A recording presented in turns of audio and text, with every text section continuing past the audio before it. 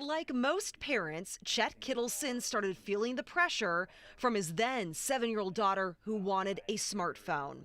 He realized it wasn't the screen she was seeking, but connection instead. And when you think about what a kid is asking for when they ask a parent for a phone, what they're asking for is a portal into their best friend's bedroom or a portal into grandma's house. So Chet answered the call. He and his network created Tin Can, a modern twist on the landline. So when we first started, I hand-delivered the first probably 75 tin cans. We didn't have packaging, we didn't have setup instructions, and I really wanted to meet the families and understand how they were going to use it and what age the kids were and how the kids reacted, especially to this sort of landline form factor. That was just 17 months ago. Now, this Seattle-based company is on batch 6 and trying to keep up with demand. I mean, the demand shows product market fit. I think there's a clear hunger for a solution. Numbers from Common Sense Media show 1 in 4 children had their own cell phone by 8 years old.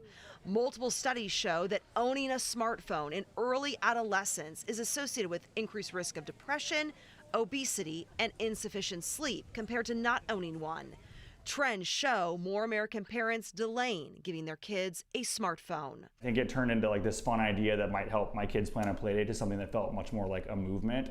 A Tin Can is a corded phone that plugs into the wall. It works like a landline. You dial a number to make a call. It has speakerphone, voicemail, volume control, and programmable preset buttons. The twist, there's an app, so parents can control who their kids' contacts are. So if you get a call, it will ring and you will pick it up, and the kid will either stare at it like this on their first call or they'll put it upside down. Eventually they learn that they pick it up and they say, "Hello, this is Chet." So far, you can make a Tin Can call in the U.S. and Canada, and they do have plans to expand internationally this year. Do you think you'll give your daughter a smartphone? I don't know. She's 10 right now. I have fully scratched the itch that she had for a phone with the tin can. Their focus, getting a tin can in the hands of every kid everywhere and connecting generations with voice rather than a screen. And if you're wondering how much it costs, here's the breakdown. Okay. The Tin Can costs $100. That's for the phone. Not bad. They have 2 phone plans. One is free. The other is $9.99 a month. It uses Wi-Fi, so it's plugged into the wall using Wi-Fi. They have started pre-orders to the UK, Australia, and New Zealand.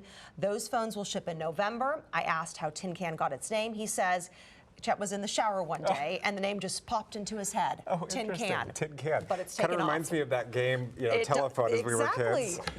With 2 tin cans yes. and a cord between the 2, right? Somebody on the other end. I love the colors, love the concept, and I love how he was talking about, they're going to stare at it like it's a smartphone or turn it upside down. We used those things as a kid. Right, exactly. Yeah. We had the old-fashioned landline. Yeah. But isn't that funny how, of course, because they're so used to FaceTime now, they're answering the phone, looking at the screen. The whole point of this is to sit still, be in one spot place and listen to voice, connect with voice. What a concept, right? I know, right? All those years ago. Yep.